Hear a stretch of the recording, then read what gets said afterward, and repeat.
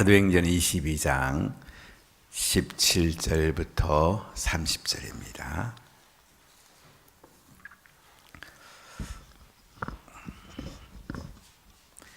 사도행전 22장 17절입니다.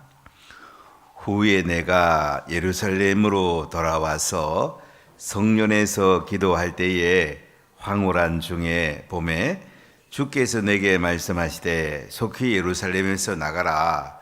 그들은 내가 내게 대하여 증언하는 말을 듣지 아니하리라 하시거늘 내가 말하기를 주님 내가 주를 믿는 자들을 가두고 각 회당에서 때리고 또 주의 증인 스데반이 피를 흘릴 때에 내가 곁에서 찬성하고 그 죽이는 사람들의 옷을 지킨 줄 그들도 아나이다.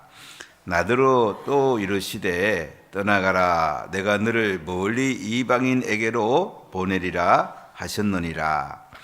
이 말하는 것까지 그들이 듣다가 소리질러 이르되 이러한 자는 세상에서 없애 버리자. 살려둘 자가 아니라 하여 떠들며 옷을 벗어 던지고 티끌을 공중에 날리니 천부장이 바울을 영내로 데려다가 명하고 그들이 무슨 일로 그에게 대하여 떠드는지 알고자 하여 채찍질하며 신문하라 한대 가죽줄로 바울을 매니 바울이 곁에 서 있는 백부장들어 이르되 너희가 로마 시민 된 자를 죄로 정하지 아니하고 채찍질을 할 수 있느냐 하니 백부장이 듣고 가서 천부장에게 전하 이르되 어찌하여 하느냐 이는 로마 시민이라 하니 천부장이 와서 바울에게 말하되 내가 로마 시민이냐 내게 말하라 이르되 그러하다.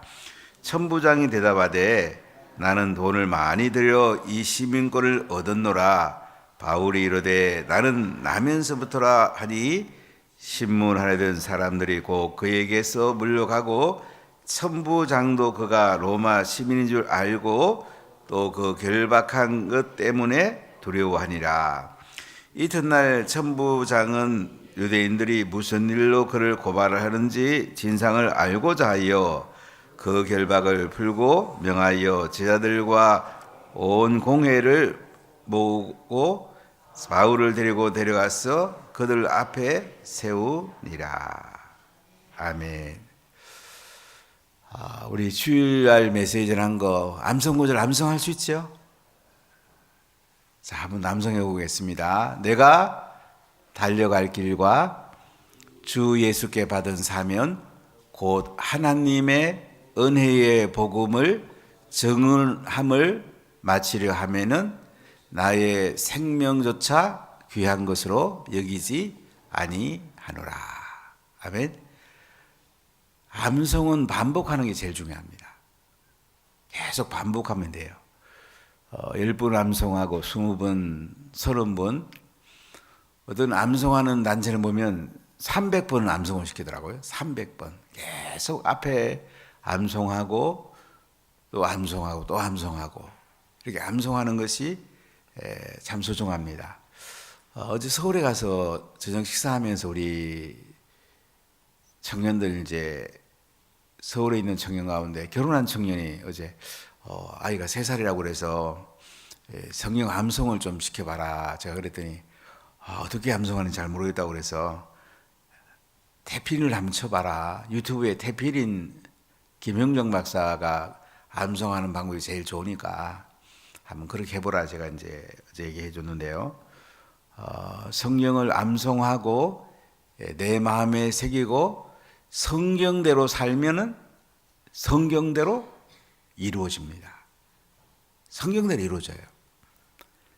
근데 내 생각대로 사니까 내 생각대로 이루어지는 거예요. 이 때문에 성경에 보면 이제 묵상하다 이런 표현이 여러 번 나와요. 지금 시편 같은 데 보면 엎조리다 이렇게 번역을 했는데 사실은 마음판에 새기다, 암송하다 이렇게 번역하는 것이 더 좋습니다. 이스라엘 통곡의 벽에 가면 그 안쪽에 이렇게 막아놓은 데가 있습니다. 그 안쪽에 들어가 보면 정통 유대인들이 이 키파를 쓰고 이제 검은 옷을 입고 계속 고개를 이렇게 흔들면서 성경 말씀을 구약을 엎조립니다.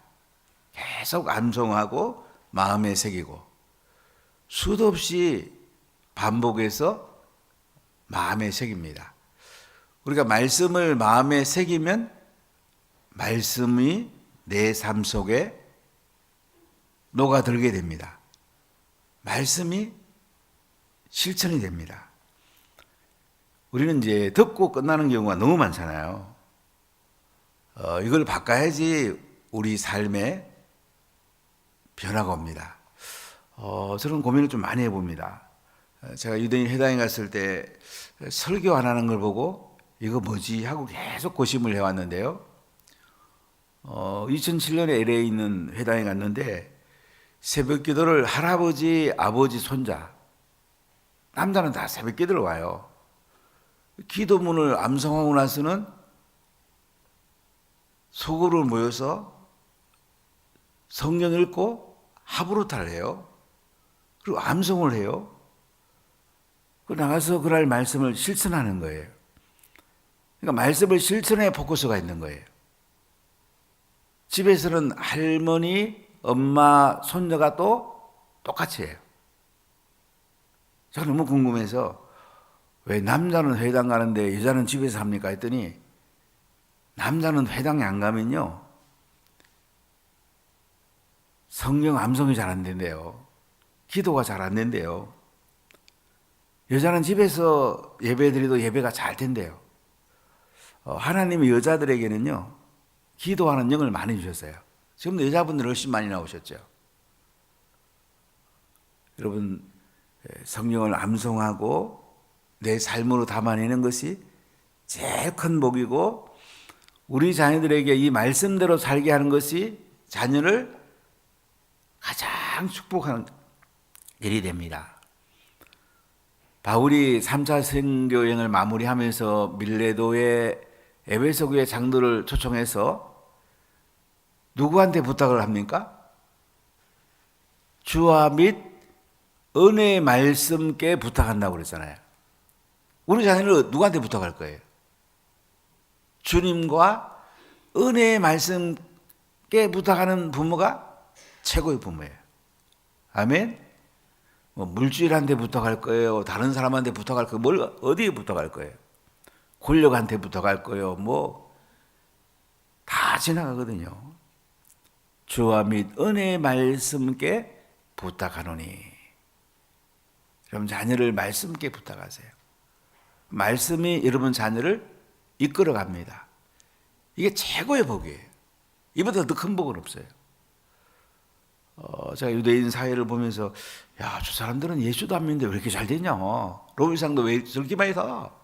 우리는 왜 안 되지 이렇게 계속 씨름하다가 지금 와서 이제 많이 깨닫는 우리는 자꾸 화려한 설교만 너무 바라봤구나. 그냥 마음만 즐겁고 머리에만 이렇게 좀 담아가지고는 내가 아는 걸로 이렇게 착각을 했구나.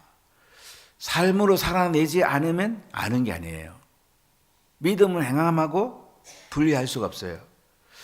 바울이 어떻게 이렇게 선교 현장에 1차, 2차, 3차 선교하면서 이 놀라운 선교했을까?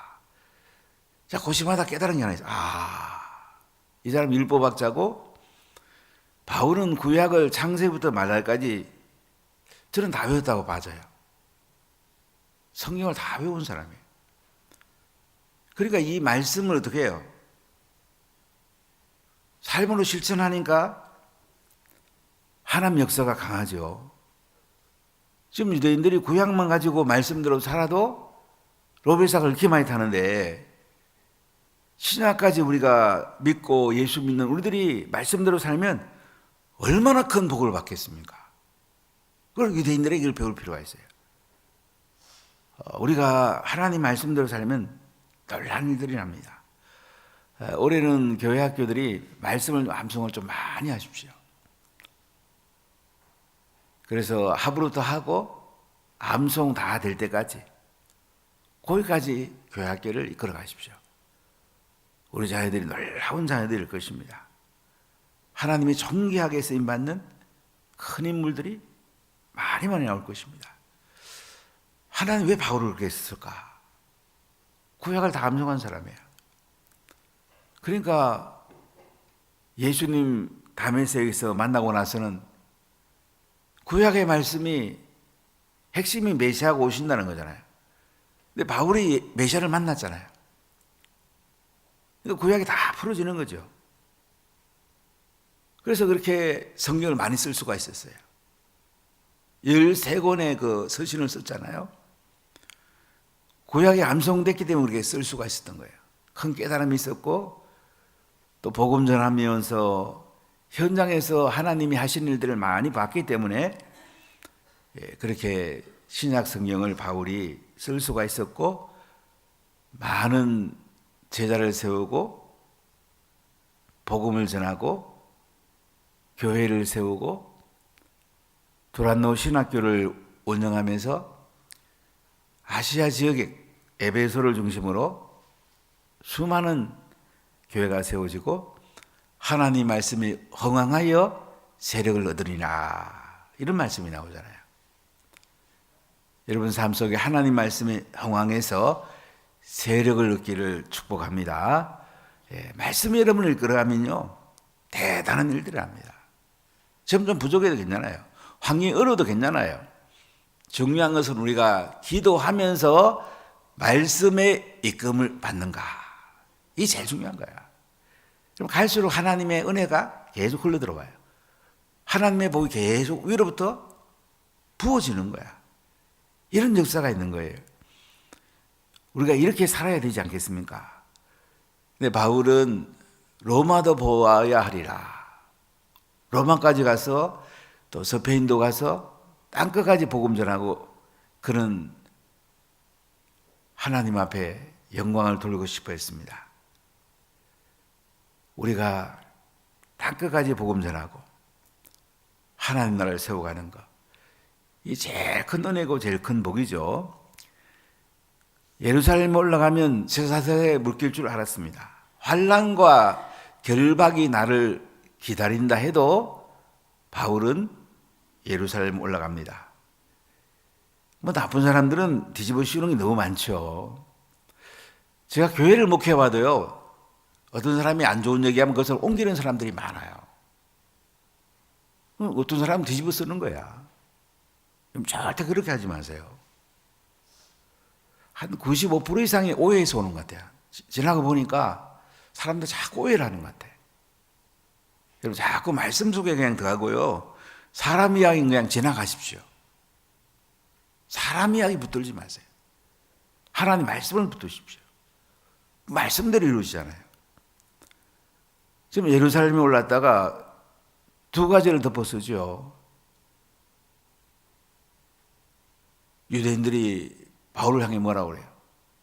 이방인에게 율법 지키라고 안 했다고, 할례도 못 받겠다고, 유대인 간섭도 지키지 말라고 그랬다고. 이렇게 이제 바울을 비난하죠. 그리고 이방인과 함께 유대인의 성전 똘에 들어갔다고.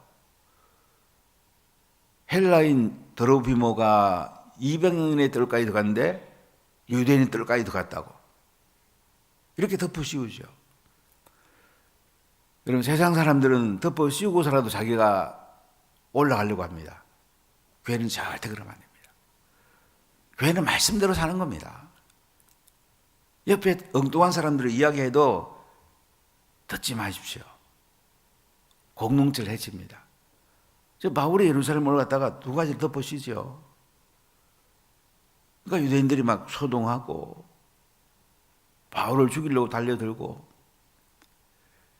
그러니까 로마에서 가이사라의 총독이 있는데요, 중요한 데는 예루살렘에 올라갑니다. 그분들이 천부장, 백부장 군대가 있습니다. 지금 성경들에서 유대인들이 바울을 죽이려고 하니까 군인들이 바울을 이제 안토니아 요새에 있는 곳으로 데리고 갑니다. 그래 바울이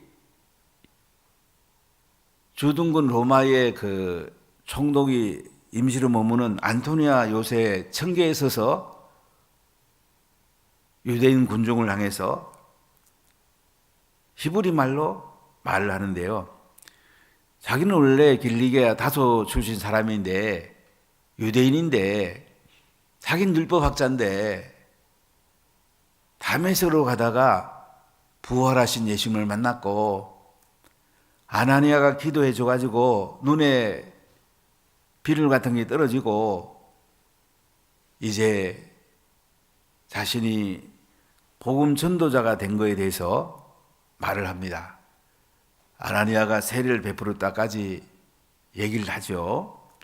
자, 오늘 17절 읽어보겠습니다. 후에 내가 예루살렘으로 돌아와서 성전에서 기도할 때에 항울한 중에, 바울은 다메섹에서 아나니아를 통해서 이렇게 멘토링을 받죠. 세례도 받고 이제 아나니아를 통해서 기도도 받고 멘토링도 받고 나서 바로 나가서 예수님은 메시아입니다. 그리스도입니다. 예수님은 하나님 아들입니다. 그리고 예루살렘에 올라가는데요. 올라가니까 이제 유대 기독교인들이 안 믿으려고 하죠.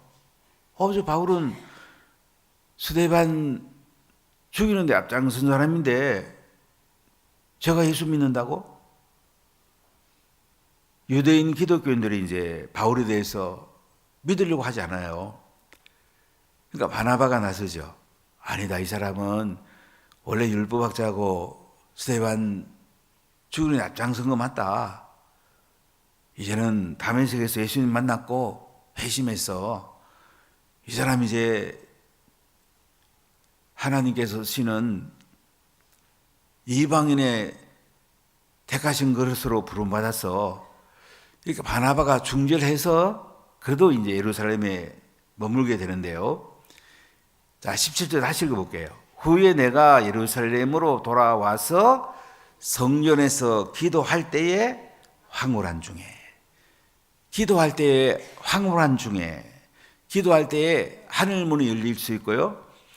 기도할 때 신비한 경험을 할 수 있고요. 기도할 때 하늘로부터 내려오는 큰 은혜가 우리 가운데 임할 수가 있습니다. 제가 이제 예수님을 처음 믿었을 때 제실에서 공부했는데 밖에 나오니까 나리꽃이 있어요. 이 나리꽃을 이제 제 고향 교회 성교교회 이 앞에 화병에 꼽아놨는데요. 6월 25일 날 제가 예수님을 그날 만났는데 막 이 꽃이 막 이게 생명력이 작동하면서요 살아서 역사하는 거예요. 그럼 대초에 하나님이 천지를 창조지었다, 이 음성이 들리고요. 이 새벽 기도를 갔는데 나중에 화병에 꽃을 씌웠는데요, 또 계속 제가 기도하면 코에서 계속 그 나리꽃 냄새가, 향긋한 냄새가 계속 나는 거예요. 꽃이 있나 와서 보면 또 없어요. 한 3개월 동안 그 향긋한 냄새가 계속 나더라고요. 그러니까 제가 예수님 처음 믿을 때는 그 신비한 경험을 하나님 많이, 황홀한 경험들을 많이 하게 하더라고요. 제가 하나님 은혜 가운데 더 머물게 하려고 더 하나님께 그 기름 부음을 계속 부어주시더라고요. 제가 성경을 잘 모르니까 이 신비한 경험을 통해서라도 또 하나님을 더 알아가도록 이렇게 하시더라고요. 제가 신학교 가서 이제 시험을 봤습니다. 사실 제가 총신 가기 전에 합신을 시험을 보러 갔어요. 그랬더니 교수님 3분이 거의 면접만 하는 거예요. 왜 신학교 왔냐? 저는 뭐 신학교 간 게 영동 강가에서 주님이 저보고 주의 종이 되라고 그래서 제가 이제 신학을 하게 됐는데 갔더니 제가 그 얘기했더니 3분이 동시에 고개를 옆으로 줬더라고. 떨어졌구나. 근데 종신 와서 시험을 보는데 차영배 교수님이 왜 신학교 왔냐 그래서 제가 주님이 저에게 3분 주의 종이 되라고 그래서 왔습니다 그랬더니 그분이 이 얘기를 하시대요. 이군 참 좋은 경험했네. 그러나 신학교 와서 그 얘기하면 안 돼. 신학교 와서 얘기하지 마라. 그 뒤에 제가 이제 하나님께 자꾸 신비한 걸 너무 많이 보여주니까 하나님 신비한 건 이제 그만 보여주시고 저를 좀 말씀 속으로 인도해 주십시오. 그 다음에 말씀 속으로 이제 쭉 제 삶을 담그고 있는데요. 신비한 경험도 때는 필요합니다. 근데 신비한 경험보다 더 중요한 것은 말씀입니다. 우리가 말씀 속에 들어가야 됩니다. 그래야지 우리가 깊은 뿌리를 내릴 수가 있어요. 자, 여러분 18절, 19절, 20절까지 같이 읽어볼게요. 봄에 주께서 내게 말씀하시되 속히 예루살렘에서 나가라. 그들은 네가 내게 대하여 정언하는 말을 듣지 아니하리라 하시거늘 내가 말하기를 주님 내가 주를 믿는 사람들을 가두고 또 각 회당에서 때리고 또 주의 증인 스데반이 피를 흘릴 때 내가 곁에 서서 찬성하고 그 죽이는 사람들의 옷을 지킨 줄 그들도 아나이다. 예수님이 직접 바울한테 얘기하잖아요. 속히 예루살렘에서 나가라. 그들은 네가 내게 대하여 증언하는 말을 듣지 아니하리라. 예수님 직접 바울에게 얘기하죠. 예루살렘 나가. 네가 이곳에서 복음 전해도 그거 안 들을 거야. 스데반의 피를 네가 흘리게 한 거 그들이 다 보고 있잖아. 그때 네가 찬성했고 옷 지킨 줄 그들이 알고 있잖아. 자, 그럼 이렇게 얘기합니다. 자, 21절 읽어볼까요? 나더러 또 이르시되 떠나가라. 내가 너를 멀리 이방인에게로 보내리라 하시느니라. 자, 부활하신 예수님이 바울에게 직접 얘기하는 거예요. 떠나가라. 내가 너를 멀리 이방인에게로 보내리라. 하나님이 직접 바울에게 얘기합니다. 지금은 이제 요한계시록에서 계시가 종결되어서요. 지금은 말씀하지 않아요. 이제 감동으로, 성령의 감동으로 말씀을 깨닫고 이 말씀을 통해서 우리가 삶을 담아내야지. 주님 저한테 바울에게 말씀한 것을 말씀해 주세요. 특별한 경우에 이제 말씀을 인용해서 말씀을 하게 돼요. 저도 예수님 만날 때에 천지 만물을 내가 지었느니라. 태초에 하나님이 천지를 창조하시니라. 이제는 말씀을 통해서 우리에게 말씀하십니다. 계시가 종결되어 있어요. 지금도 막 예수님께서 막 나한테 직통계시 주는 거 아니에요? 그럼 굉장히 위험합니다. 아직 이 땅에는 그 바울 때는 계시가 종결이 안 될 때예요. 그래서 바울에게 직접 예수님 말씀하신 거예요. 이해되시죠? 그러니까 막 계시 받았다, 막 꿈에 너무 뭐 봤다, 막 이거 좋아하면 안 돼요. 이제는 말씀 암송하고 말씀대로 사는 거예요. 이게 최고의 복이란 말이죠. 자, 22절부터 우리가 몇 절 읽어보겠습니다. 이 말하는 것까지 그들이 듣다가 소리질러 이르되 이러한 자는 세상에서 없애버리자 살려둘 자가 아니라 하여 떠들며 옷을 벗어 던지고 티끌을 공중에 날리니 천부장이 바울을 영내로 데려다가 가라 명하고 그들이 무슨 일로 그에 대하여 떠드는지 알고자 하여 채찍질하여 신문하라 한대. 자기 이제 막 바울이 간정하면서 복음 전하려고 하는데 막 또 소동을 치는 거죠. 바울을 없애버리자. 살려둘 자 아니다. 그들이 막 떠들면서 옷을 벗어 던지고 티끌을 공중에 날리면서 이렇게 소동을 벌이니까 천부장을 바울을 영내로 데려다 가라고 말합니다. 그들이 무슨 일로 그에게 대하여 떠드는지 알고자 해서 채찍질을 하며 신문하라고 그래요. 이 채찍질을 한단 말은 채찍의 종류가 여러 가지가 있습니다. 여기에 제일 무서운 채찍질을 말해요. 펄라게룸이라는 라틴어를 쓰는데요. 이 채찍은 그 가죽끈에다가 쇠붙이라든지 이런 걸 달아가지고요. 때리면 살점이 툭툭 떨어져 나옵니다. 여러 대 때리면 사람이 죽기도 하고 불구가 되기도 합니다. 이런 채찍질로 신문하라고 그럽니다. 자, 25절부터 몇 절 읽어볼게요. 가죽줄로 바울을 매니 바울이 곁에 서 있는 백부장들로 이르되 너희가 로마 시민 된 자를 죄도 정하지 아니하고 채찍질을 할 수 있느냐 하니 그 채찍으로 때리면 바울이 죽을 수도 있어요. 그러니까 바울이 백부장 보고 나 로마 시민 됐는데 로마 시민권자를 말이야 재판도 안 하고 이렇게 채찍질 할 수 있느냐 이렇게 말을 합니다. 여러분 시민권 굉장히 중요합니다. 이면수 목사님이 캐나다 시민권이 있으니까 그래도 석방이 됐어요. 미국 시민권이 있는 사람은 북한에 가도 석방이 됩니다. 안타깝게도 김정은 목사라든지 지금 최충길 목사 이런 6분의 한국 국적의 목사님들 탈북민도 그 중에 포함되어 있는데요. 지금 북한 감옥에 갇혀 있어요. 북한에서는 한국 시민권 가지고는 쉽게 안 내줍니다. 이 당시 로마 시민권은 대단했습니다. 로마 시민권 가진 사람은 재판 안 하고 때리면 안 됩니다. 그러니까 바울이 나 로마 시민권 가지고 있는데 재판대 아니고 내 때리려고 그러냐?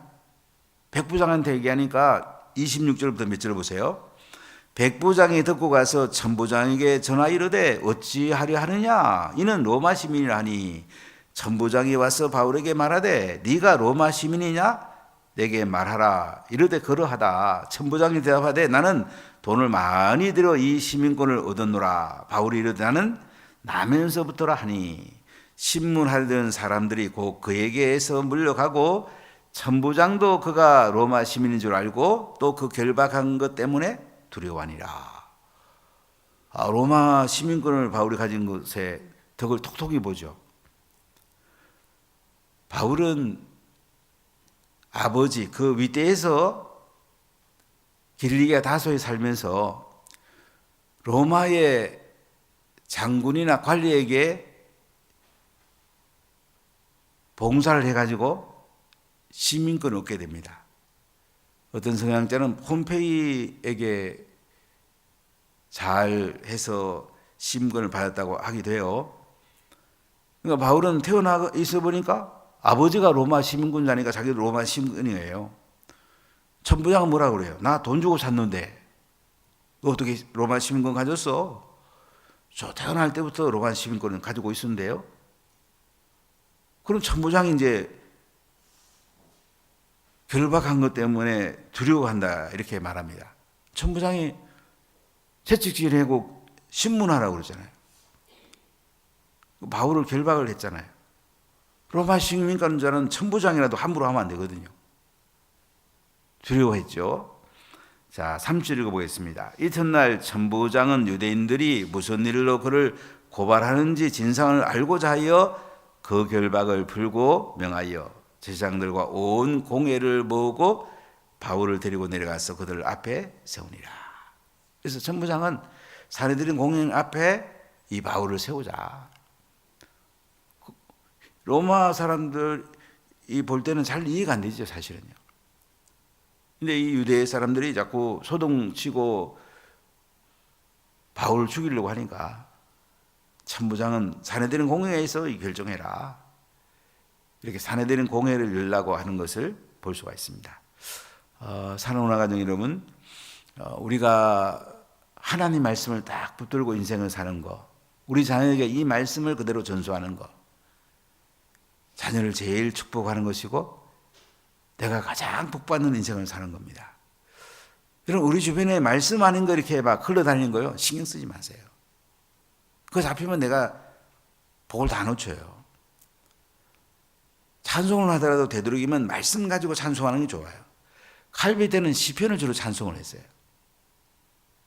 말씀이 어떻게 하면 내 삶 속에서 담아내지느냐, 이게 중요한 거예요. 바울은 오늘 예루살렘에서 참 어려움 당하죠. 자신을 이방인의 택한 그릇으로서 하나님께서 택해 주셨고, 예루살렘에서 이제 간증하며 지금 복음 전하는데 로마 시민권을 가진 것이 큰 은혜가 됩니다. 자, 우리가 가진 것들이 복음 전하는데 유익한 것은 여러분 다 쓰십시오. 이게 복된 것이에요. 오늘도 말씀 중심으로 살고 또 복음 전하면서도 우리 주변에 유익한 것들을 하나님 나라에 그 영광을 위해 쓰는 데는 마음껏 쓰십시오. 원래 하나님의 은혜가 넘치고 복되고 영광스러운 하루가